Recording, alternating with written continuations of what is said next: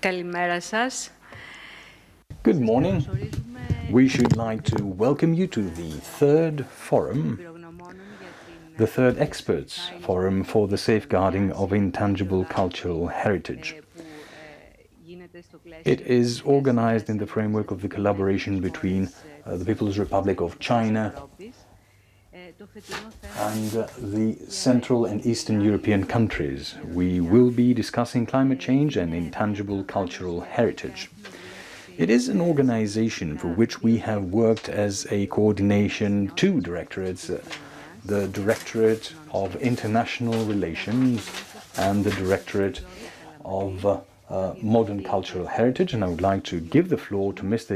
Georgios Kalamantis, Director of the International Relations and European Union, for a brief greeting.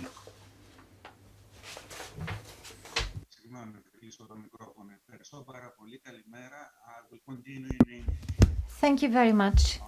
It's my great pleasure to address greetings to this forum in the framework of the cooperation between China and Central European and Central and Eastern European countries.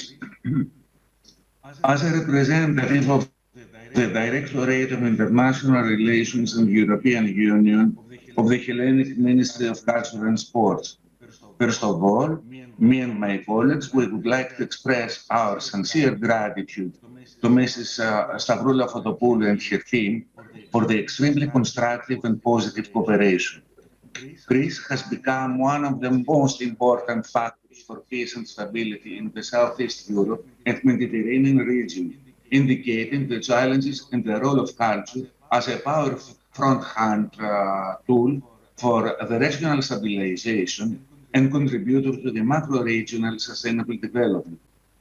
Saying that, let me underline the crucial role and parameter that culture has already played as a combination of cultural heritage and creative economy on local, regional, and macro-regional level.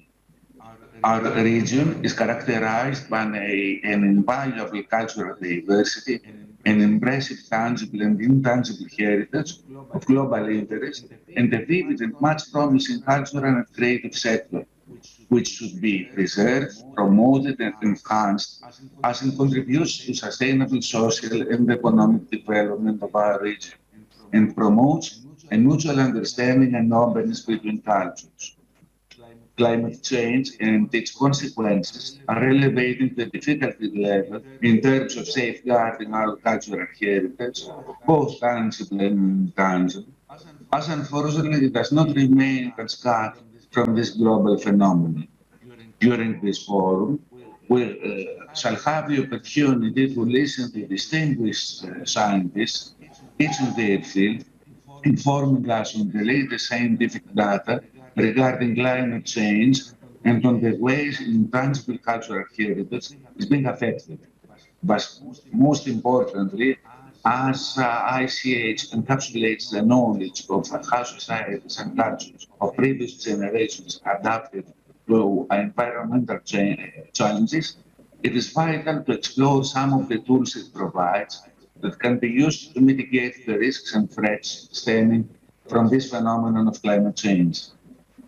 Dear participants of the forum, culture plays a crucial role in developing well-rounded, competent, tolerant, and democratically able citizens by exposing them to diverse knowledge and a variety of influences and experience. Thank you very much for your attention. Wishing you all the best. Ευχαριστούμε πολύ τον κύριο Καλαμαντή. Το λόγο έχει... Thank you very much, Mr. Kalamantis. Now over to the Ministry of Culture and Sports, Ms. Lina Mendoni, who is currently traveling abroad. However, she has already shared a video message. Αγαπητοί σύνεδροι από την Ελλάδα και το εξωτερικό, κυρίες και κύριοι, με ιδιαίτερη χαρά σας καλωσορίζω στο τρίτο φόρουμ ειδικών για τη διαφύλαξη της άειλης πολιτιστικής κληρονομιάς, που αυτή τη φορά επικεντρώνεται στο ειδικότερο θέμα κλιματική αλλαγή και άειλη πολιτιστική κληρονομιά και πραγματοποιείται στο πλαίσιο του σχεδίου δράσης της συνεργασίας Κίνας, χωρών Κεντρικής και Ανατολικής Ευρώπης, China CEEC Cooperation Action Plan για το 2021. Όπως όλοι γνωρίζουμε, η συνάντηση αυτή χρειάστηκε να αναβληθεί 2 φορές μέσα στο 2021 εξαιτίας της έξαρσης της πανδημίας του COVID-19, μίας ακόμη οξείας κρίσης σε παγκόσμιο επίπεδο από τις πολλές που καλούμαστε να ξεπεράσουμε. Το γεγονός ότι πραγματοποιείται τελικά σήμερα είναι ιδιαίτερα σημαντικό, καθώς αποτελεί ένδειξη της αποφασιστικότητάς μας να αντιμετωπίσουμε από κοινού τις αλλεπάλληλες και πολυπίκυλες προκλήσεις και διαταραχές, οικονομική, γεωπολιτική, υγειονομική, κλιματική, που απειλούν τη ζωή μας στον πλανήτη, με διαφορετικό βαθμό και επίδραση κάθε μία. Η ανθεκτικότητά μας απέναντι σε αυτές θα κριθεί σε όλα τα επίπεδα διαμόρφωσης στρατηγικής και σχεδίασης δράσεων. Δίνοντας έμφαση στις καινοτόμες προσεγγίσεις, όπως αυτές αναδεικνύονται από τη θεωρητική και εφαρμοσμένη επιστημονική έρευνα, μπορούμε να σχεδιάσουμε δημόσιες πολιτικές που να βοηθήσουν τις κοινωνίες μας να προσαρμοστούν και να προχωρήσουν προς το μέλλον με μεγαλύτερη σοφία και αυτοπεποίθηση. Η ανθρωπογενής κλιματική αλλαγή, σύμφωνα με αδιάσυστα επιστημονικά δεδομένα, συμβαίνει ήδη και εκθέτει την ανθρωπότητα σε πολλαπλούς και αυξανόμενους περιβαλλοντικούς κινδύνους, όπως καύσωνες, μέγα-πυρκαγιές, πλημμύρες και εν γέννη ακραία καιρικά φαινόμενα που προκαλούν καταστροφές και σημαντικές επιπτώσεις σε κάθε έκφανση της ανθρώπινης δραστηριότητας και κοινωνικής οργάνωσης. Η ανάγκη τήρησης από την παγκόσμια κοινότητα των δεσμεύσεων και των στόχων των διεθνών συμβάσεων και συμφωνιών για την αντιμετώπιση της κλιματικής κρίσης είναι σήμερα πιο επιτακτική από ποτέ. Σύμφωνα με τις πρόσφατες επιστημονικές εκτιμήσεις της Διακυβερνητικής Επιτροπής για την Κλιματική Αλλαγή, το παράθυρο ευκαιρίας για το μετριασμό και αντιμετώπιση της κλιματικής κρίσης διαρκώς συρρυκνώνεται, ενώ προβλέπεται δυσανάλογη αύξηση του κόστους αντιμετώπισης των κινδύνων, θωράκισης των κοινωνιών και αποκατάστασης των συνεπειών. Ο τομέας της πολιτιστικής κληρονομιάς δεν είναι δυνατόν να παραμείνει αλόβητος από την κλιματική κρίση, αφού, όπως έχει επισημανθεί επανειλημμένα από την UNESCO και τη διεθνή επιστημονική κοινότητα, τις προσεχείς δεκαετίες πολλά και ποικίλα στοιχεία του υλικού και του άειλου πολιτιστικού περιβάλλοντος είναι βέβαιο ότι θα βρεθούν αντιμέτωπα με ισχυρούς κινδύνους, ακόμα και με αυτόν της ολικής απώλειας. Εν προκειμένου, ιδιαίτερο ενδιαφέρον παρουσιάζει η συζήτηση σχετικά με τις δυνητικά ιδιαίτερα δυσμενείς επιπτώσεις της κλιματικής κρίσης στην άειλη πολιτιστική κληρονομιά, όπως αυτές καταγράφονται με ιδιαίτερη οξύτητα στις περιοχές του πλανήτη όπου οι άνθρωποι αναγκάζονται ήδη να εγκαταλείψουν τις εστίες τους. Και εδώ να υπογραμμίσουμε ότι η άειλη πολιτιστική κληρονομιά υφίσταται όσο υφίστανται οι κοινότητες των ανθρώπων που τη δημιουργούν, την εκφράζουν και τη διαιωνίζουν. Χωρίς αυτούς τους ανθρώπους, η άειλη πολιτιστική κληρονομιά πάβει να είναι μια ζώσα και εξελισσόμενη παράδοση και ό,τι απομένει από τα στοιχεία που τη θυμίζουν καταλαμβάνει μια θέση σε ένα μουσείο ή σε ένα αρχείο.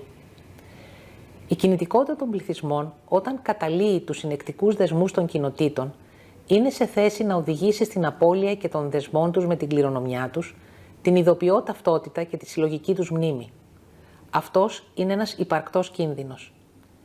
Η άειλη πολιτιστική κληρονομιά αποτελεί φορέα και εκφραστή των τρόπων με τους οποίους οι άνθρωποι στο πέρασμα του χρόνου διεκδίκησαν και πέτυχαν την επιβίωσή τους στον πλανήτη, η οποία πάντα βρισκόταν σε άμεση εξάρτηση από την ικανότητά τους να προσαρμόζονται στο φυσικό περιβάλλον, αναπτύσσοντας τεχνογνωσίες και γνώσεις για τη φύση, τον κόσμο και τα έμβια όντα, όπως παραδοσιακές καλλιέργειες και κτηνοτροφία, εμπειρική μετεωρολογία, εφημικές πρακτικές διαχείρισης φυσικών πόρων, αλλά και να ρυθμίζουν τις κοινωνικές τους σχέσεις, ήθη, έθιμα, διαβατήριες τελετές.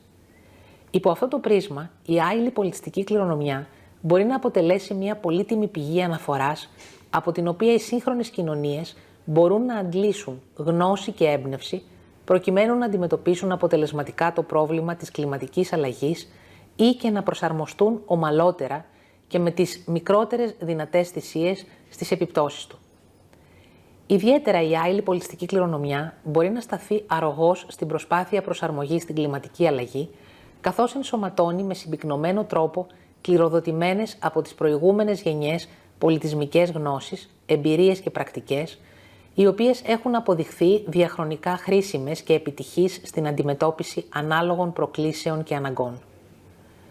Στο πλαίσιο αυτό και σε συνέχεια της εξελισσόμενης από το 2019 πρωτοβουλία της ελληνικής κυβέρνησης για τη δημιουργία διεθνούς σύμπραξης για την αντιμετώπιση των επιπτώσεων της κλιματικής αλλαγής στην πολιτιστική και φυσική κληρονομιά, που έχει ήδη υιοθετηθεί από τους αντιπροσώπους 144 κρατών μελών των Ηνωμένων Εθνών και έχει λάβει τη στήριξη διεθνών οργανισμών όπως η UNESCO και το ICOMOS, το Ελληνικό Υπουργείο Πολιτισμού και Αθλητισμού αναπτύσσει ένα εκτενές πρόγραμμα δράσεων σε εθνικό και διεθνές επίπεδο.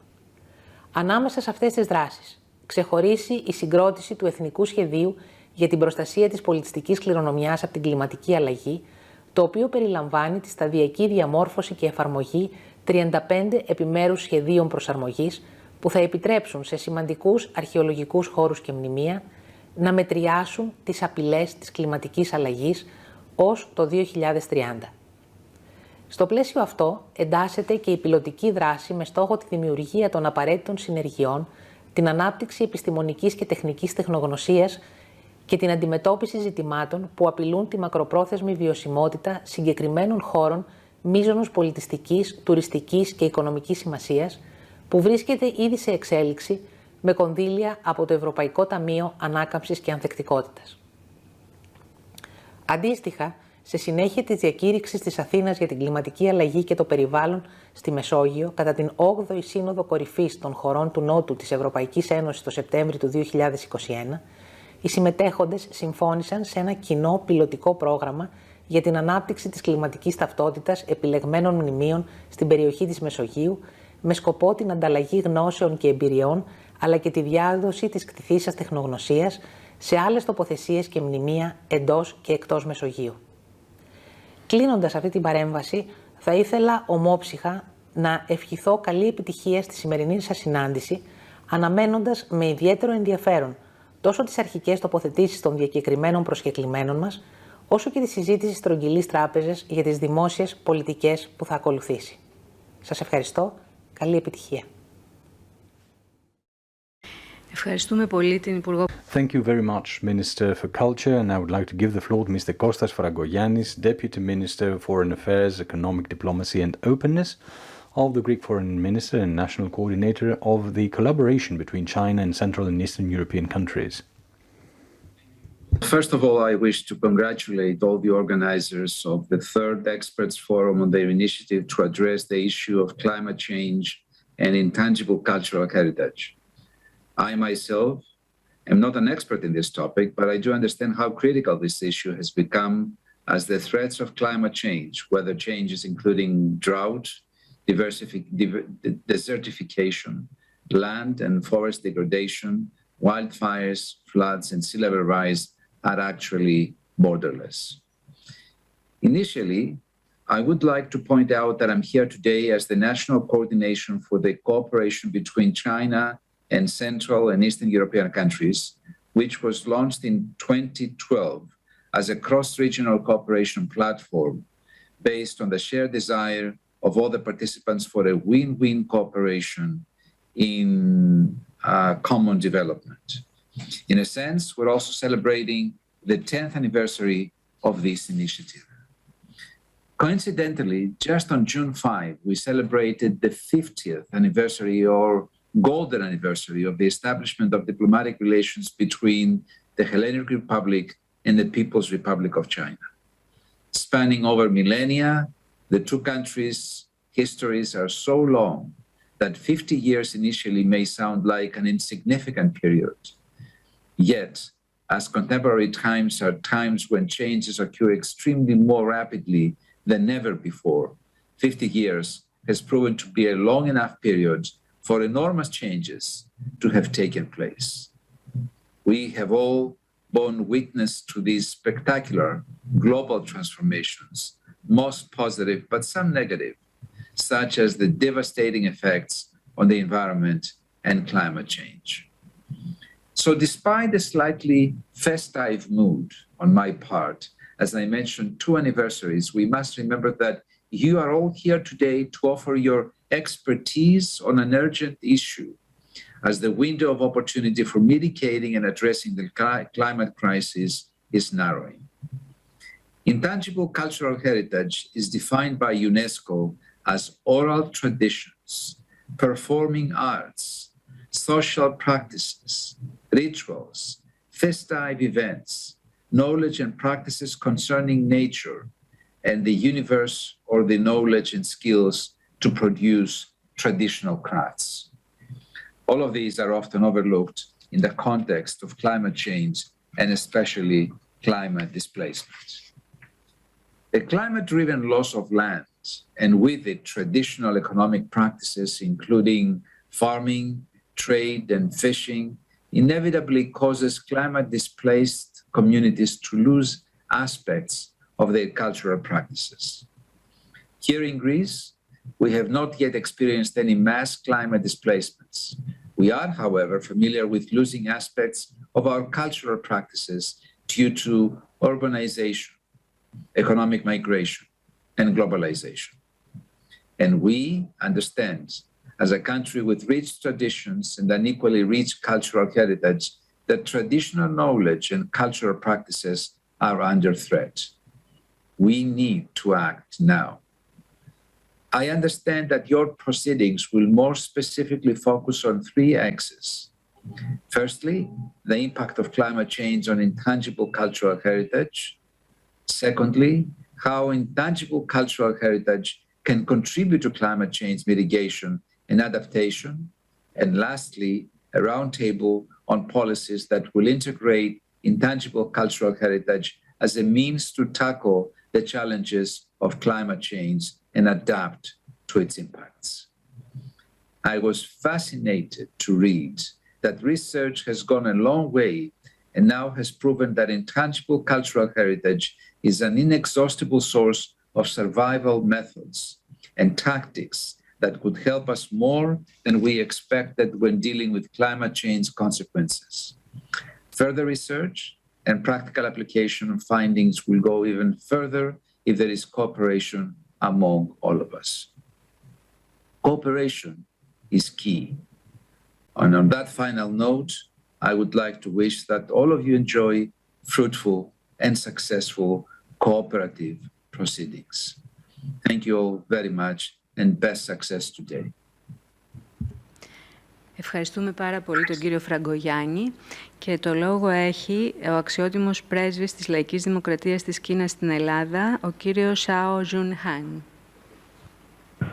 Και απολογούμε αν δεν είπα σωστά το όνομά σας. Honorable Mrs. Lina Mendoni, Minister of Culture and Sports, Honorable Mr. Costas Fragkogiannis, Deputy Foreign Minister and National Coordinator of Greece for China and the CEEC cooperation, distinguished guests, ladies and gentlemen, it is my great honor to join you at the third China CEEC Expert Forum on Intangible Cultural Heritage Protection. I would like to take this opportunity to thank the Greek government, particularly the Ministry of Culture and Sports, for hosting this important event. The China CEEC cooperation is an important part of and a beneficial complement to China-EU relations. This mechanism has always been fully devoted to the promotion and of regional pragmatic cooperation and people-to-people exchanges, and played a significant role in deepening the relations between China and the CEEC countries.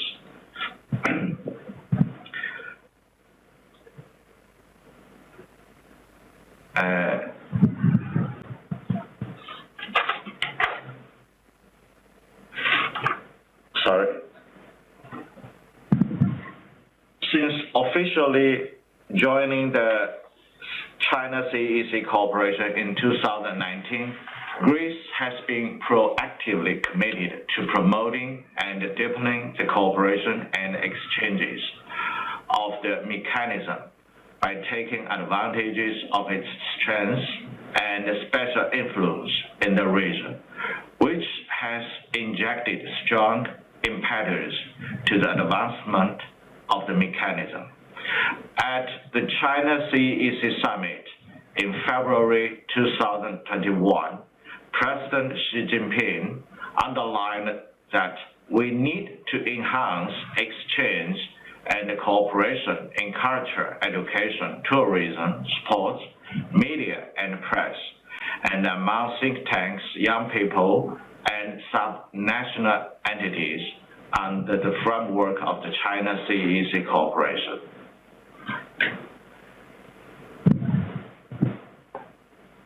I believe that today's forum will facilitate an in-depth brainstorming and pooling the wisdom of all parties, contributing to the intangible cultural heritage protection in China and the CEEC countries, as well as the whole world, and demonstrating our strong commitment to build a community with a shared future for mankind.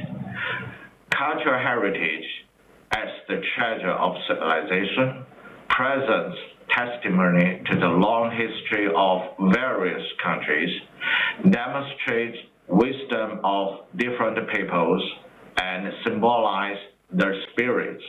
Intangible cultural heritage has deposited the art achievements and evolution of different peoples and civilizations, and is an integral component of mankind's culture and civilization.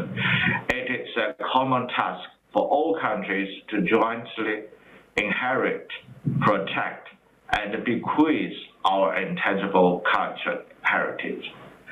Over recent years, cultural heritage has been severely threatened by meteorological disasters due to the climate change, such as rising temperature, melting ice, and rising sea level, serious droughts, and its protection has become increasingly imperative. It is of profound significance to look to the climate change impacts on cultural heritage, discuss how to reduce extreme weather's damage to cultural heritage, including intangible cultural heritage, and address the disastrous weather's negative consequences on cultural heritage. The Greek government, as an active advocate of the international cooperation in this field, is playing a leading and model role.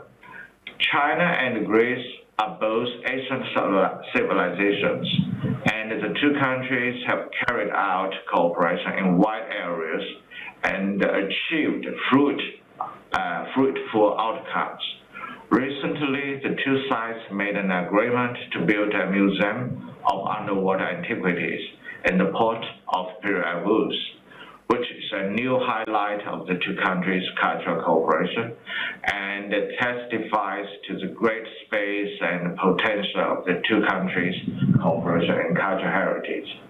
This year marks the 50th anniversary of the China-Greece diplomatic relations, and it's also China-Greece Year of Culture and Tourism. I believe that we will take the opportunity of today's forum to enhance our cooperation in cultural heritage, to continuously enrich the China CEEC cooperation. Finally, I wish this forum a great success. Thank you. Ευχαριστούμε πάρα πολύ τον κύριο Πρέσβη. Thank you very much, dear Ambassador. Now we would like to welcome Mr. Georgios Iliopoulos, who is the Ambassador of Greece to the People's Republic of China. He has also shared a video message. Madam Minister, Deputy Minister, dear colleague, distinguished guests. Over the last 2.5 years, our world has gone through extremely difficult times. At first with COVID-19 pandemic, and recently with the Russian invasion in Ukraine and its consequences for the entire globe. One might be tempted to think that during this extraordinary period, when our values are challenged, climate change and cultural heritage might be ill-timed or even irrelevant.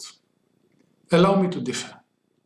Climate change is not put on hold during the war, and its consequences will only rapidly worsen if we fail to act. Culture, on the other hand, is what keeps our societies resilient, united, and aspiring a better world. In this conjuncture, safeguarding our intangible cultural heritage from the detrimental effects of climate change is crucial. We need to make sure that we legate the cultural wealth we inherited to the future generations intact, safeguarded from the effects of rapid climate change, including floods, fires, and extreme weather conditions, to name but a few. The ability to transfer knowledge has been the defining element of our civilization that led to progress for humanity. The intangible cultural heritage is a formidable source of immense pride for all of us. It is also, however, a fundamental vehicle transmitting knowledge from our past civilizations to our future, should we decide, of course, to protect and listen to it. Hoping that this meeting will be the last held online for your forum, and that in the near future we will all be able to finally meet again in person, I convey to you all from Beijing my sincerest greetings and best wishes for success. Thank you. Ευχαριστούμε πάρα πολύ τον κύριο Πρέσβη. Thank you, dear Ambassador. Now we would like to welcome the Secretary General for Antiquities and Cultural Heritage, Ms. Polixeni Veleni. Good morning, Honourable Deputy Minister, Honourable Ambassadors, Mr. Junzheng and Mr. Iliopoulos, dear colleagues, dear friends, please allow me to welcome this third experts forum on safeguarding intangible cultural heritage.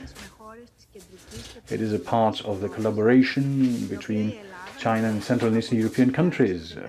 Greece has been a part of it since 2019. Now, the issue climate change and intangible cultural heritage that will be touched upon by the speakers in this meeting, except apart from very interesting, it is also worryingly topical.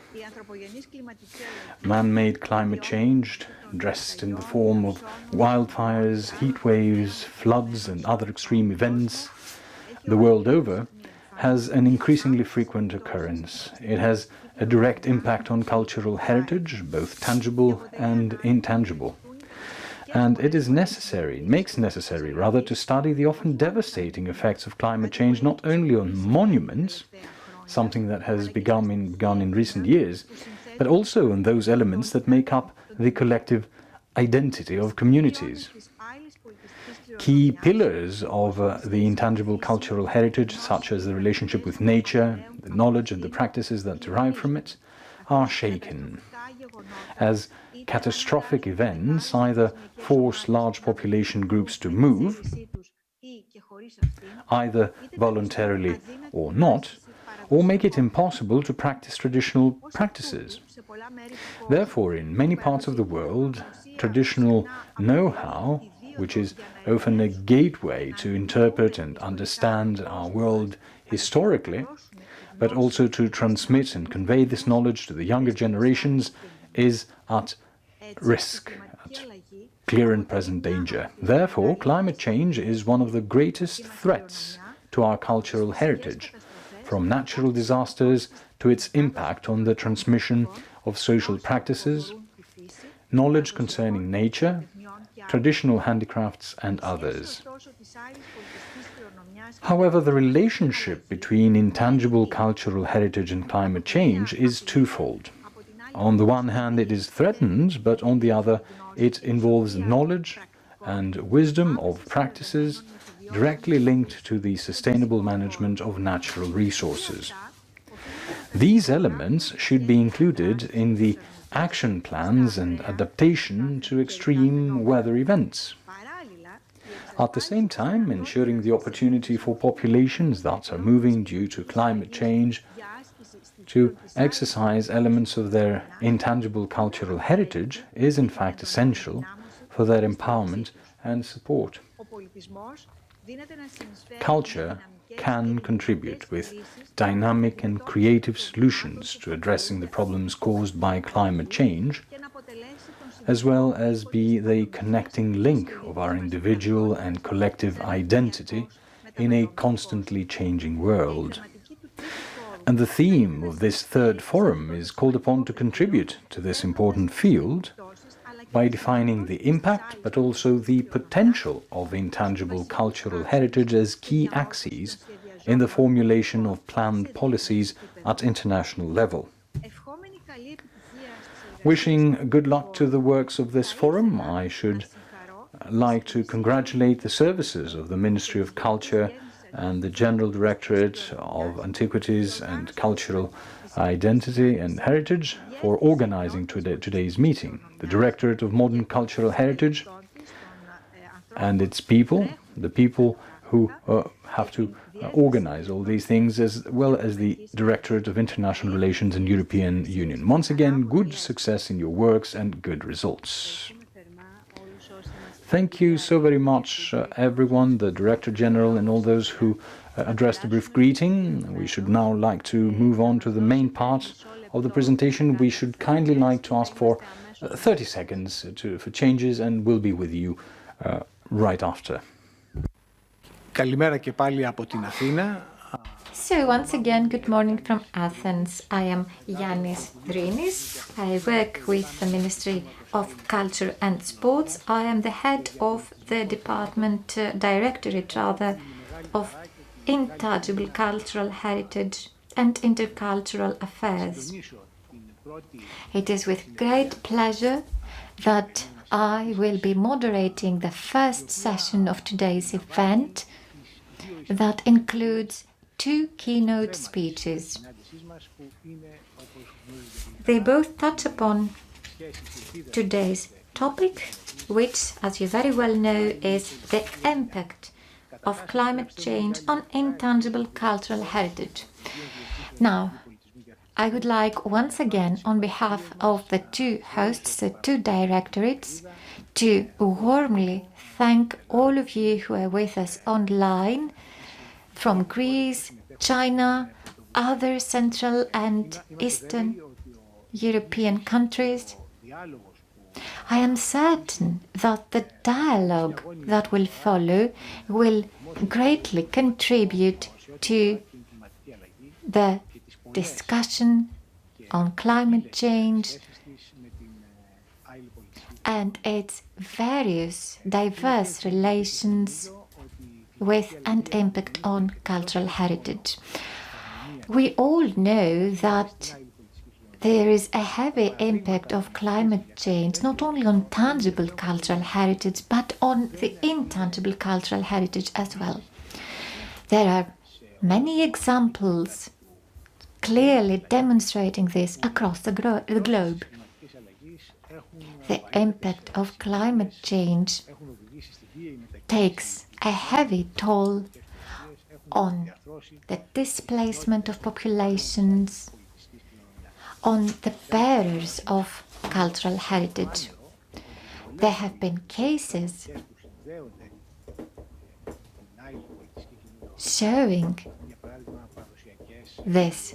For example, there have been traditional farming practices that are deeply rooted in time that have not succeeded in escaping the impact of climate change. Recently, it has become increasingly evident that cultural heritage is also a source of inspiration, allowing societies to tackle or mitigate the effect of climate change. For example, in Mediterranean societies, but not only here, it is significant that there is a dialogue, a public debate on the role of dry stone walling as a means for sustainable development, as a means for making use of nature, the natural environment, wind, the sun, and so on. It is very important that we all contribute our insight, our evidence-based and scientific insight to the dialogue on this topic we are addressing today, and to the formulation of policy. Our first speaker, our first keynote speaker, is the Director of Modern Cultural Heritage, Ms. Stavroula Fotopoulou, who has a great experience in the implementation of the Convention for the Safeguarding of the Intangible Cultural Heritage.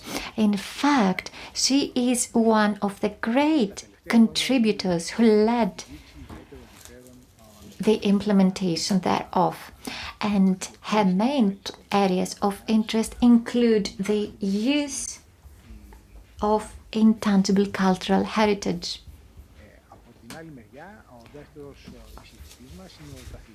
Then, our second keynote speaker is Professor Constantinos Cartalis, who is also a member of the Scientific Board of the European Union on Climate Change, and his scientific activities are closely related with today's topic of concern.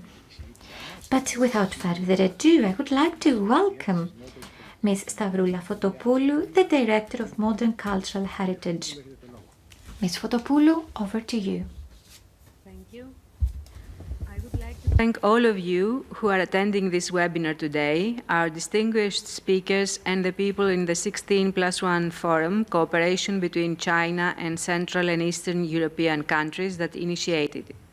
As it happens, I will be opening this webinar on climate change and intangible cultural heritage by giving first a short introduction on the concept of intangible cultural heritage, or ICH from now on, and then I will proceed with some features of ICH that are relevant when discussing the impacts of climate change on society and on heritage.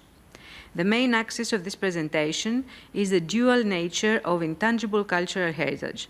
On the one hand, it is endangered by climate change. On the other, it provides answers, means, or even solutions for mitigating the impacts of climate change. So let's have a quick look on the evolution and establishment of this concept, which is still perplexing for a lot of people in Greece. The Convention for the Safeguarding of Intangible Cultural Heritage has been adopted by UNESCO in 2003, and since then it has helped to bring about a significant increase in the international debate about not only the nature and value of heritage, of intangible heritage, but also the meaning and character of heritage more generally.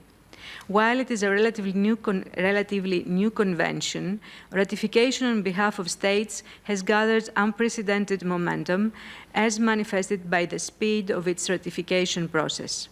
It testifies to the great interest shown by states and heritage professionals alike for the key concepts of the Convention and its mechanisms of implementation.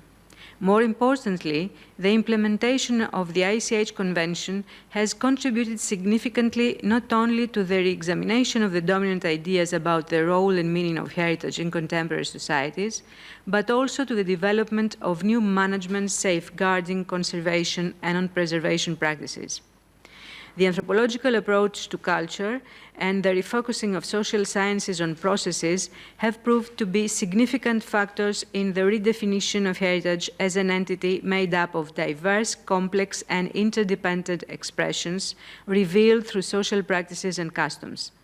As one of the people who drafted the convention aptly put it, it is the quest for the meaning of cultural expressions that has paved the way for acknowledgement of a new approach to heritage.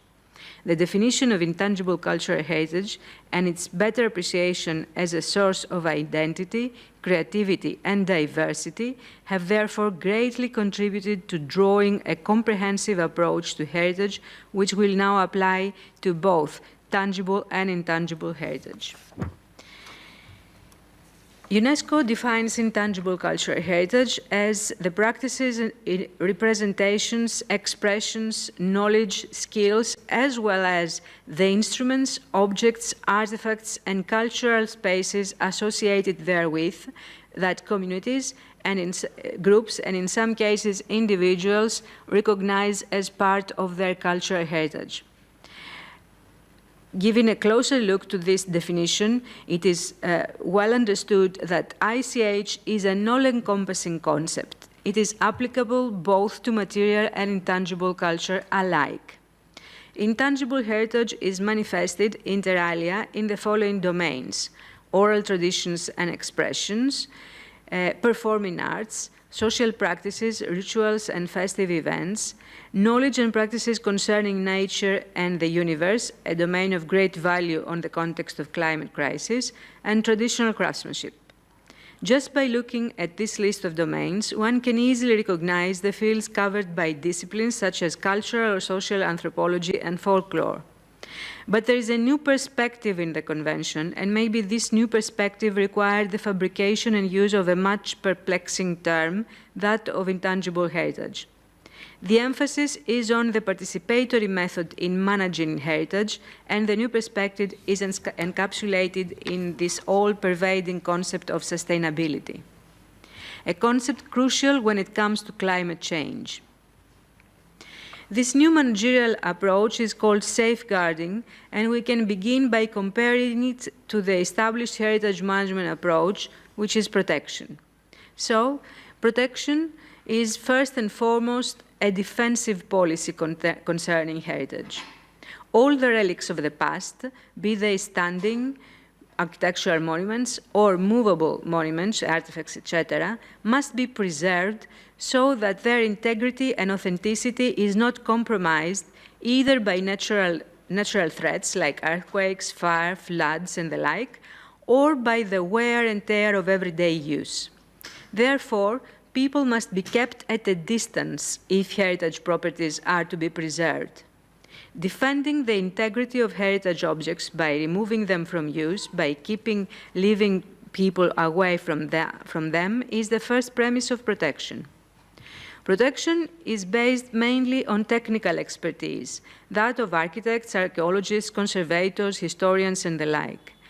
Conservation is a complex scientific discipline that takes care of every aspect of material heritage, be it a building or a clay object or a piece of cloth turned into a garment or a painting. And it must combine knowledge of chemistry, physics, mathematics, as well as archaeology and history and architecture. So protection is an interdisciplinary endeavor among experts. Protecting material heritage needs to combine the knowledge of many and diverse disciplines and the skills, the expertise of highly qualified conservation personnel. This is an interdisciplinary endeavor par excellence, but is confined in the circle of the experts.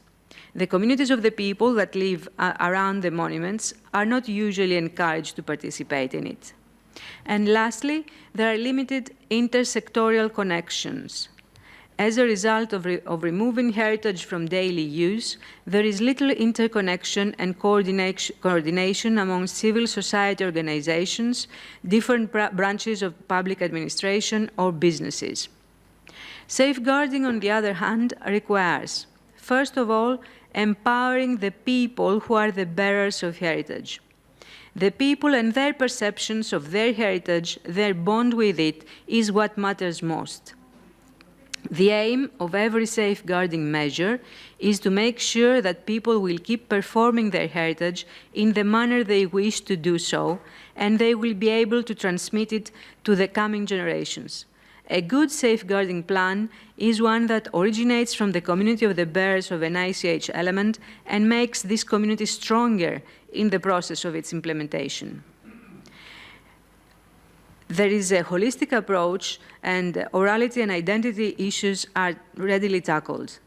The meaning of the practice for the people performing it or in any way participating in it, and not just the material expressions, is the core business here, so to speak. If an element of ICH is to be safeguarded, its transmission to the next generation must be ensured. Transmission takes place in a variety of manners, but orality and learning by doing is central to all. So conservation is not enough. A complex set of actions, and they may sometimes include conservation of certain aspects of the ICH element, is deployed. Transdisciplinarity and community engagement is very important. Technical and/or scientific expertise and administrative capabilities are not enough for any safeguarding measure or plan. The measures and plans must be validated by the communities of the bearers. They may choose to profit from expert opinion if they feel so, but expert opinion is not imposed on them. And lastly, intersectoral policies. If performing an element and transmitting it to the next generation is what matters, a whole host of diverse agents must be taken into account, and we will see some of them later. Suffice it to say here that in the established heritage management model, all policies emanate from heritage organizations, like the Hellenic Ministry of Culture here in Greece, and are implemented by them. But in the safeguarding management model, many and diverse players are to combine efforts. So, the key concept of the ICH Convention is community participation. It is probably the UNESCO Heritage Convention that relies most heavily on the engagement of communities. A cultural expression that falls in the domain of ICH cannot be recognized as such if there are no living communities, groups, or in some cases individuals that recreate, maintain, and transmit that heritage. All measures of safeguarding should start within the community of bearers of ICH. The researchers, the experts, and the academics, and state administration as well, should be facilitators, engaged when they are truly needed. The state parties to the convention should set up the appropriate inventorying mechanism, but identifying and documenting ICH is primarily an act that starts with the communities of bearers of elements of ICH. Safeguarding measures should reflect the communities' and groups' own concerns and perspectives on the viability of the element of their heritage. Initiative from the communities and active community participation in every inventory exercise and process and in all safeguarding measures is required. The other challenge that the Convention presents is that of intersectoral approach to heritage, particularly when it comes to craftsmanship. Promoting and highlighting the cultural values of a practice is the first and crucial step for building a much-needed intersectoral network. It is the springboard from which we start a long-distance run. For example, recognizing the cultural value of a craft, let's say wooden shipbuilding or dry stone walling or musical instruments manufacturing, is just the beginning of a set of actions that must be implemented if it is this cultural expression, if it is to be safeguarded. First, mapping of the transmission process. Is it evolving smoothly, or are there gaps in the transmission chain that threaten it? If there are such broken links, which are these? Mapping and identifying all these gaps. Then one might ask if there are any appropriate vocational training programs and qualification of expertise. If not, then the vocational education authorities must be drawn in the safeguarding plan. Are there fiscal and social security regulations that facilitate the practitioners to perform their craft? If not, tax and social security authorities must also be involved. And these are only some of the administrative branches that must be coordinated if we are to have a functional safeguarding plan. Others must be included, like businesses producing the materials used or businesses trading the final products. Moreover, civil society organizations are often key players in all the above. It is a very demanding task to make all these different agents, organizations, and businesses to focus on a particular aspect of culture and design and implement measures, but when it happens, it's truly rewarding. And nothing can happen, of course, unless a particular expression is inscribed on the national inventory. In Greece, we have already inscribed 83 elements in the Greek national inventory. And establishing the social practices connected with those elements, agri-food traditions, for example, like olive culture, is the most demanding task. It is the focus of every inventorying exercise. It requires to substantiate its meaning for the communities of the people practicing it or are involved in any aspect of the production, dissemination, and consumption of various goods connected with it. Summing up this first part, the value of inventorying ICH is, first of all, that the inventories are tools for the communities of the people bearing the cultural expressions we deem as intangible. The entries encapsulate their discourse, their prospects for the future, and if appropriately may guide planning, if used appropriately, may guide planning and facilitate actions that will help the communities to perform the ICH now and transmit it to the generations that come next. ICH is more for the future than for the past.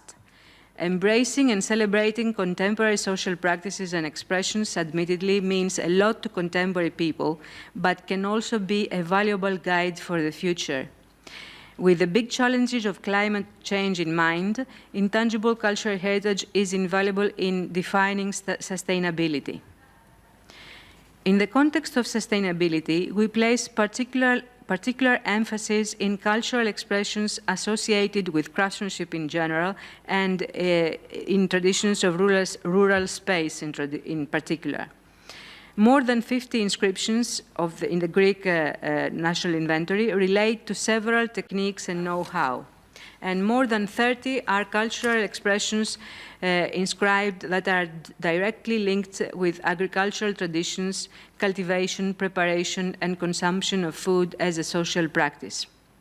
Agri-food traditions stand in great danger because of climate change, as I'm sure some of our speakers will elaborate today. But although this is so, there are aspects of intangible cultural heritage of the rural space that are indispensable in any plan for mitigating climate change impacts. And a good example is know-how and techniques of water management. Water shortages and droughts is a grave danger for all the Mediterranean bordering countries. In the Greek national inventory, there are already 2 traditional water management elements inscribed, the one from the island of Crete, the wind-powered water pumps, and one from mainland Greece, an irrigation network. What is of value in our discussion on mitigating climate change impacts is that these 2 techniques can inspire farmers to adapt them to their cultivations because they are more effective in irrigation and less wasteful concerning this valuable resource. In a time of plentiful water because of machine pumping, prudent use of water was not given the credit it deserved. But all techniques before internal combustion machine pumping can inspire the adaptations to irrigation systems, enabling communities to cope with diminishing water supply. By inscribing those 2 on the national inventory, and hopefully others we know that exist all over the country, we hope we may trigger a re-evaluation process that can result in sustainable water management. Transhumance is another such example. Transhuman farmers are usually deeply knowledgeable of their specific environment, where they move every year. They know forest cycles of regeneration, and they know how to apply rotational grazing or fire to help grassland regeneration. This is a knowledge transmitted orally and by participating in the everyday activities of the shepherds. Not for a second underestimating scientific knowledge, this intimate and local knowledge is indispensable when adverse climate conditions prevail. It can be a matter of life or death for the transhuman communities, and it can also benefit the economic and social sustainability of the wider communities with whom transhuman farmers interact and trade. Transhumance is an element inscribed on the representative list of ICH of Humanity by Austria, Greece, and Italy in 2019. An enlarged nomination filed by 7 more countries, Spain, France, Romania, Croatia, Luxembourg, Andorra, and Albania, has been submitted in 2022, and this is just an indication of the current re-evaluation of small-scale animal husbandry, something which is very relevant to climate change. I could go on and on with such examples, but I know that some of our speakers will provide more detailed cases. My main point here is that safeguarding heritage with a view to the current challenges of our societies face can be a powerful tool to overcoming crisis. First, intangible cultural heritage is a repository of knowledge that helps societies of the past to overcome crises and challenges they faced. We are heirs to that knowledge and should treat it as guidance and inspiration for the challenges we face. They are valuable kernels of successful answers to various environmental and social challenges that wait to be re-evaluated and inspire suitable and effective solutions for the current challenges. Second, intangible cultural heritage builds communities of practice around every element. Communities with a sense of identity are cohesive communities that can be resilient in the face of many and diverse challenges of our time. So instead of elaborating more on community cohesion and resilience, let me show you a glimpse of a contemporary social practice that may help us understand both the connection between tangible and intangible heritage and the supreme power of the latter. This is a custom, very rich in symbolism, which takes place inside the archaeological site of Eleusis every year on the 20th of November during a festivity honoring Virgin Mary. The 21st of November is the festivity of the presentation of Virgin Mary, but it also coincides with the sowing of wheat. The farmers are in the middle of the sowing period of wheat, hence the name in Greek, Panagia Mesosporitissa, meaning Most Holy Mother of God in the middle of the sowing period. On the eve of the festivity, a special ritual takes place in the churches where the priests give blessing for a bountiful harvest. Here we have the people, the bearers of the tradition, who pass in procession through the ruins of the ancient site in Eleusis to reach another monument, an early modern church built on the hill of the site. There are the stable, authentic monuments on the one hand, and the constantly reenacted ritual of blessing the harvest on the other, all in one place. In Eleusis, Virgin Mary is honored in the same place where Demeter and Kori, her daughter, were worshipped. The people participating in the ritual are offering and sharing the food that Demeter is mostly associated with, bread made of wheat. It's an expression of popular devotion that may illuminate a path towards grasping the elusive, the evanescent in cultural heritage. Elusive and evanescent because it is living, always changing and constantly recreated, not fixed or authentic. People that are divided by millennia return to the same sacred place to perform the same thing, propitiating God for a good and bountiful harvest. And I believe that it also highlights what is urgently needed in times of crisis. Resilient communities are aware of their heritage and able to navigate uncharted waters because they can draw from experiences generations before them have accumulated. What a public heritage policy can do in this respect is just what we have started doing by implementing the ICH Convention, making the communities responsible for inventorying, valorizing, and safeguarding their heritage. Only then they can face present and future challenges successfully, confident that people before them faced past challenges successfully, and creatively using those answers to meet the present challenges. Thank you. Ευχαριστούμε πολύ την κυρία Φωτοπούλου.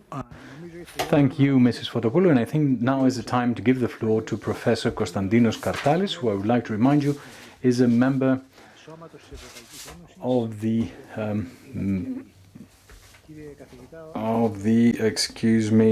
Scientific Advisory Board of the European Union for Climate Change. Professor, you have the floor, and if you could please unmute yourself. Good morning. Of Culture for organizing this very pertinent event with respect to the link of climate crisis and the intangible. I would like to share my screen now. Just a minute, I will make it through. Okay, the topic of the presentation has to do with the presentation of the scientific data, which are with respect to climate parameters, the impacts of climate change and adaptation actions. They practically complement, the presentation complements what Mrs. Fotopoulou showed before, as far as the climate risk is concerned and the actions to adapt to climate change. So the first thing that you have to do is to assess the climate risk, the global risks. And this is a report that has been produced by the European Investment Bureau and demonstrates by year what are the main risks for the global case, for the planet. And you can see that in 2021, the second one is the climate action failure, that is the lack of success in the measures to control climate crisis. The first one is, of course, is COVID-19, which takes the first place. But you can see that the green box is present practically in all years, starting back from 2014, 2015. The risk is there, it's in the top 5 risks. And getting closer to today, we have higher risk with respect to climate failure. Along to this, we have to see the extreme weather and the natural disasters, which are also correlated to climate crisis. So there's a strong concern globally wise with respect to the risks as far as climate change is concerned. Now, a critical issue is to take into consideration that climate change has no borders. Its impacts differ by site and landscape, and thus they are not served equally by all communities. And this is important to keep because it practically also influences the intangible heritage. This is a busy graph, but it's a very important graph because it has been published in 2021 by IPCC, by the Intergovernmental Panel for Climate Change. This is the area of Europe, China, the North America, and the South America. In each specific place, you can see the different dangers: extreme heat, extreme cold, extreme precipitation. Wherever you see an orange dot, it means that there is an increase. So in the specific case of the Eastern Mediterranean, there's an increase in temperature, there is a potential decrease in precipitation, there's a mixed signal with respect to some other parameters. And this is important because you have a clear view, planet-wise, what are the impacts of climate change to the different parts of the planet. Now, if we go to a very specific graph, you can see here again that the two first rows, which is the warm and hot extremes, and the second one is the cold extremes, they're experiencing since 1950 an increase with respect to the hot extremes and a decrease in the cold extremes. And those are main drivers of climate change, and they are related with all projected changes with respect to temperature. In this slide, you can see too many of the different parameters, for instance, the heavy precipitation events, which is also a danger for climate change, the tropical cyclones, the marine heat waves, and so on and so forth. Every single item which has a yellowish color or a red color means that they have a very likely case to take place in the future, or they are virtually certain, which is the red depiction. Now, this is again a graph which is the most important one to my understanding with respect to the problem. In the left part, you can see the probability of an event, of a climate crisis event. And to the lower part of the transparency is the temperature. What you can see here is that whenever there's the same probability of a risk, the temperature is higher. And when you have the same temperature, the risk is more probable. So the problem is there, and it approaches our case from two different directions, both with respect to the temperature and the probability of the risk. The overall message is that the increase in the frequency, duration, and strength of the extreme weather events and the physical risks, the forest fires, the drought, the erosion, the sea level rise, is virtually certain. And this is the message from 2021 from the IPCC report. Now, we went through a questionnaire to a number of countries that have been supporting the Greek initiative for the protection of cultural heritage from climate change. And this is the depiction of the answers. And these are the answers from the countries themselves. So what are the risks that they are recognizing? They're recognizing the earth temperature change, the humidity change, the extreme rainfall events. These are the higher ones. But they also recognize air pollution, change in fire risk. And the impacts with respect to what they have been already felt is to the sector of tourism, the property costs, the scenic beauty that has to do with the landscape, the damages to the properties, and the degradation of the universal value. So there is a clear indication from different countries that the risks are there, and there are already impacts with respect to these risks. The next one is the depiction from UNESCO itself. Again, this is again the climate-related elements observed or identified as having negative impact on World Heritage properties.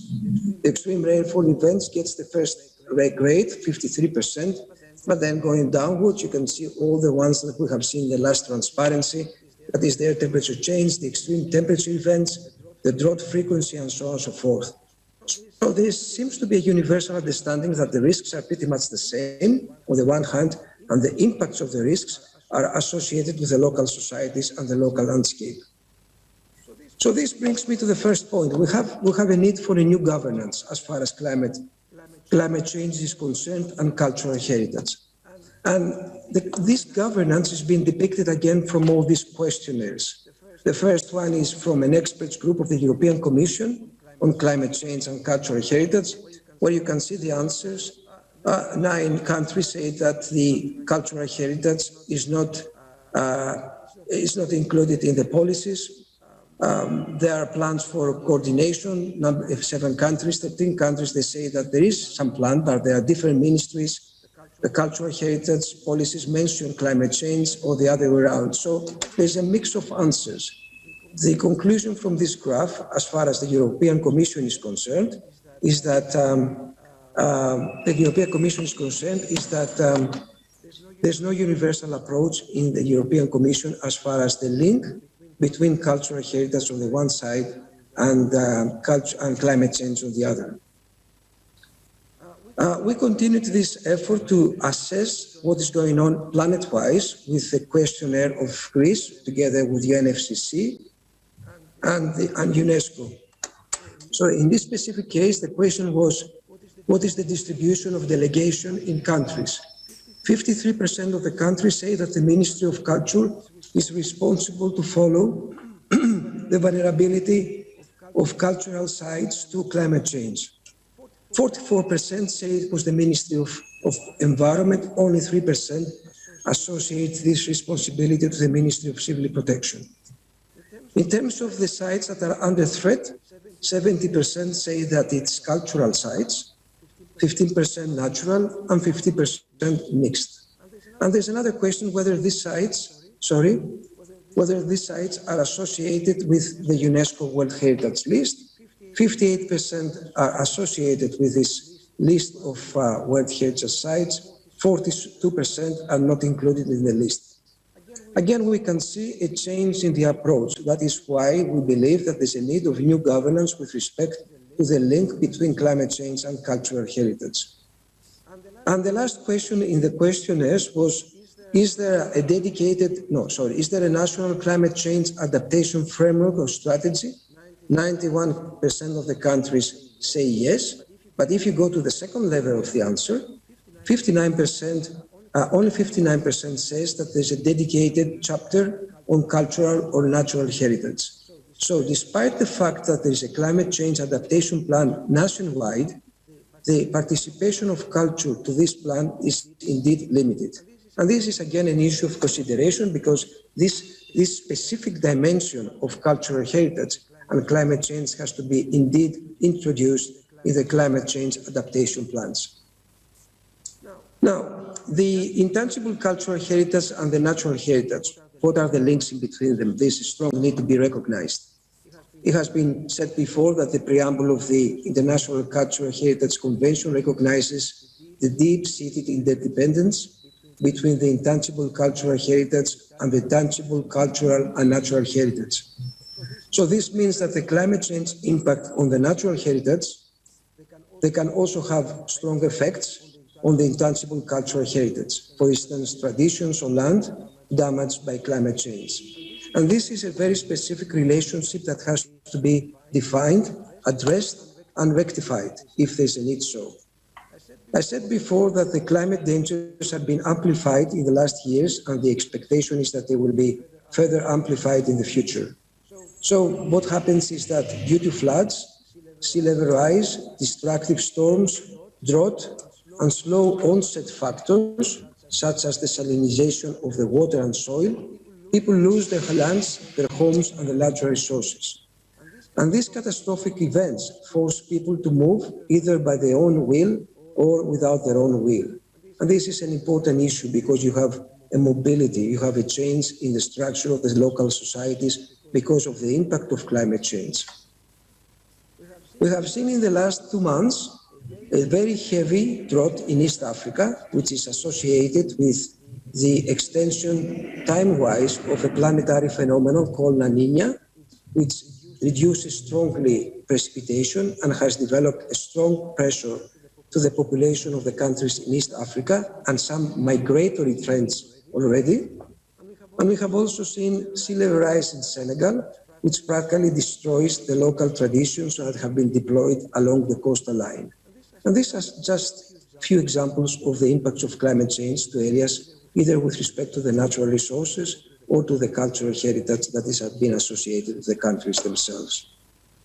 So we have to address the different sides, the different ways that we address adaptation.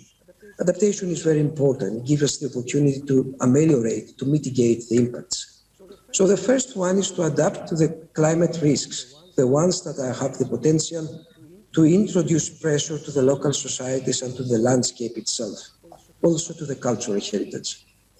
We have been running at the University of Athens, where I belong, a project which is called Climascape, and it tries to assess the dangers, the climate dangers to 8 archaeological sites.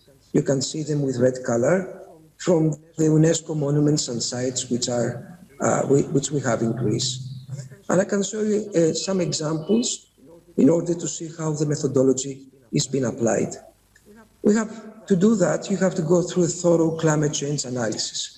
And to the left, you can see all the very parameters that have to simulate it and predicted with respect to the future, and of course, graphically represented as it's been shown to the map to the right part of the image. This is the first step, and it's a very critical step in order to modify your understanding about the state of the climate environment. And then you have to define vulnerability to climate change. Vulnerability, as you can see from this graph, is a function of 3 parameters: the exposure of the site to climate change, the sensitivity of the site, and the adaptive capacity. And we have high vulnerability to climate change when the exposure to climate risks is high, when the sensitivity is high, and the adaptive capacity is low, which is what is being depicted in the bottom left part of the slide. So it's important to calculate all these parameters per site, not for all sites together. It has to be done site by site. And then develop a multi-criteria system. This is an example for the Delphi area, where the area is being depicted graphically wise in the map system. The risk assessment table is being calculated. Heat is moderate, drought is moderate, fires is significant. And most importantly, you have to give a tool to the policymakers, and this is the vulnerability assessment, for a climate scenario of the future. And you can see the archaeological site of Delphi with respect to exposure, with respect to sensitivity, adaptive capacity, and finally, What is the vulnerability? It is high, it's not very high, but it needs attention. And once you define this, you have to deliver a number of measures. So these are the measures to be applied in the area to adapt. We have selected these measures for this specific application: technical works, fire danger management, and management plans for the vegetation. And doing these measures reduces the vulnerability to 27 to 50, that is, it drops by one category.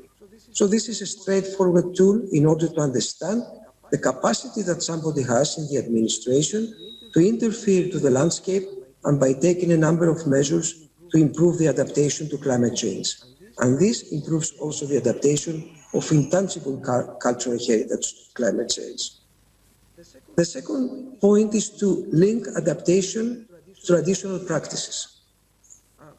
This is traditional practice in Boston. It is, of course, not implemented yet, but what they try to do is to replace the coastal zone of the city with wetlands, what used to be the case in the area far in the past. And by doing so, they reduce the flood risk in the area.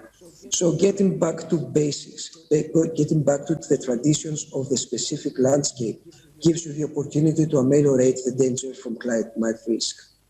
And this is another project which is very, very interesting, and I strongly advise you to go through it. It's the Kartuga Kanat project in Seville.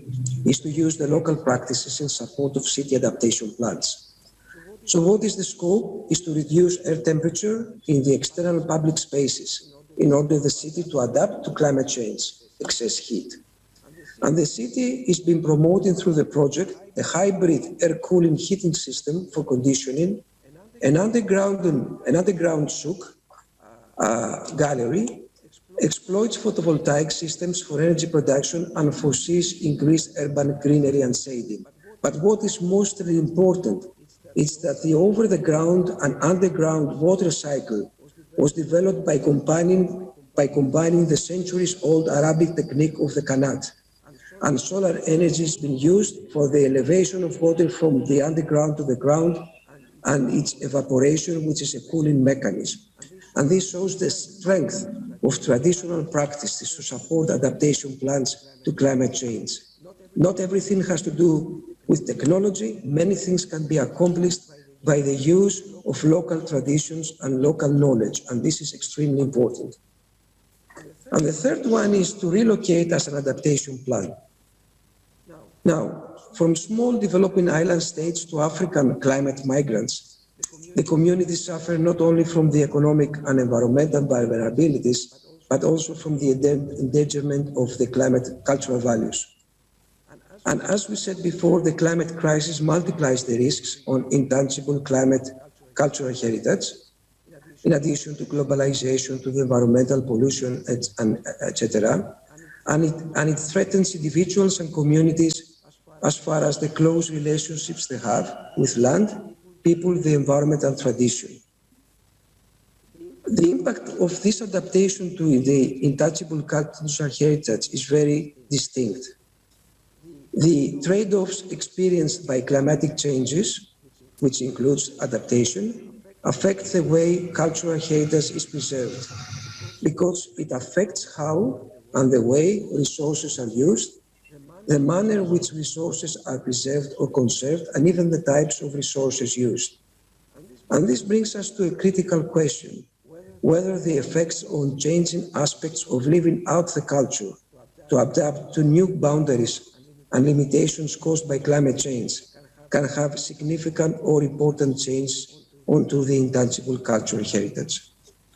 And one of these potential changes onto cultural heritage, the intangible one, has to do with climate adaptation linked to relocation. The relocation of communities is a climate adaptation measure which is under debate, and to my understanding has to be promoted only if the impacts of climate change are intense, they are lasting, and most importantly, they are irreversible. And this is because as the number of climate displaced populations grows, the generations' connection to the rituals, their customs, and the ties to their history with the land, the cultural practices, and the intangible cultural heritage become endangered. And this is important because it's very important to keep the ties alive, strong and continuous with respect to the time period in the future. So this practically summarizes and concludes the presentation. The risks are there as far as climate change is concerned. They are getting enhanced as far as the extreme weather events are concerned. They affect higher and higher percentage of population worldwide, and they give us the obligation to adapt in order to mitigate the impacts of climate change. But this has to be done very carefully in order to secure the intangible cultural heritage of the landscape and of the local societies on the one hand, and on the other one to take into consideration traditional practices which used to be very successful in the past and have to be kept alive along with technological advances which are now available and can support the adaptation plans. Thank you once again for the invitation, and thank you for following the presentation.